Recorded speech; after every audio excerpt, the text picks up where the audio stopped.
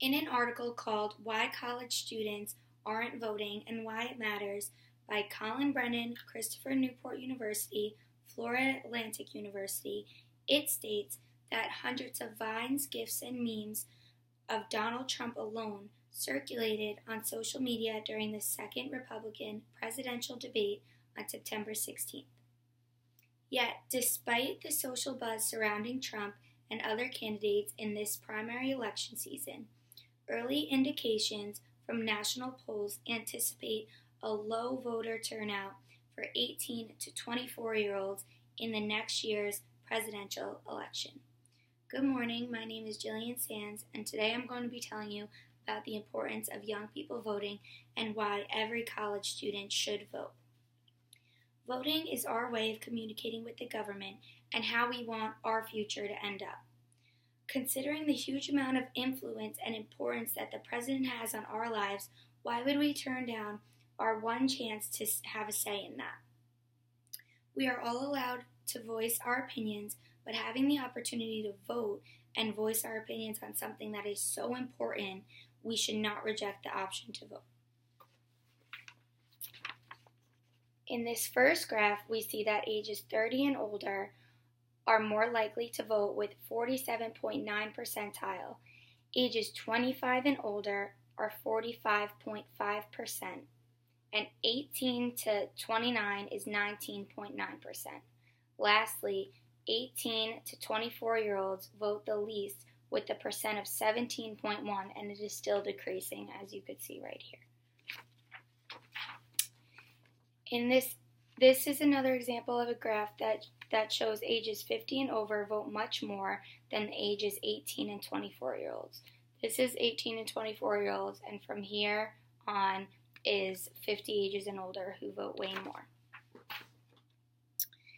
Now, the first reason why college students should vote is that our rights are at risk. If you don't take the time to get to know the candidates, then someone in the office will be making decisions that you may not agree with, but now you lost the chance to have a say in that because you didn't vote. In the article, Why College Students Aren't Voting by Maya Kamami, a Drexel University student, it states that the main reason students aren't hitting the polls is because they simply don't know how to vote. Teaching students how to vote is the first step to getting them to the polls. Next, we have to learn about the candidates because a lot of students don't care much to take the time and actually learn about the candidates and become familiar with what they're saying and what their side is, especially in a race as packed as this one. Even people who do know the candidates but still choose not to go to the polls feel that their vote doesn't count anyway. But put it this way, if thousands of people feel this way, then those single votes become 1,000 more, and those votes do count. You just need to believe it. In an article called The Young and the Registered by Sean McCollum, it talks about inspiring the next generation of voters. In school, voter education is especially effective when paired with the removal of institutional barriers to voter registration. Same-day registration is one approach currently used to encourage greater voting participation in all states, plus the District of Columbia. Some states even require in-school voter registration drives. Although we feel it doesn't matter if we vote or not, it takes one vote to make a difference. We should all take the time to register and vote and to learn about the candidates because this can only hurt ourselves in the end since we basically gave up our choice to voice our opinion by not voting. We can encourage our friends to vote and make it mandatory for every college student to at least learn about the election and decide from there.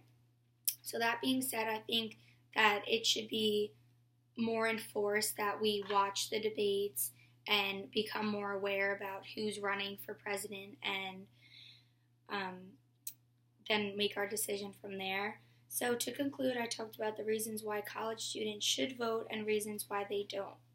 Now that you are aware of the importance of voting, you can go out and register and encourage your friends to register. You can even go with a group of friends because a lot of people also feel that they don't want to go vote alone and that it takes time from their day. So you can kind of just go with people and see how that goes. Thank you for listening to my speech. My name is Jillian Sanz.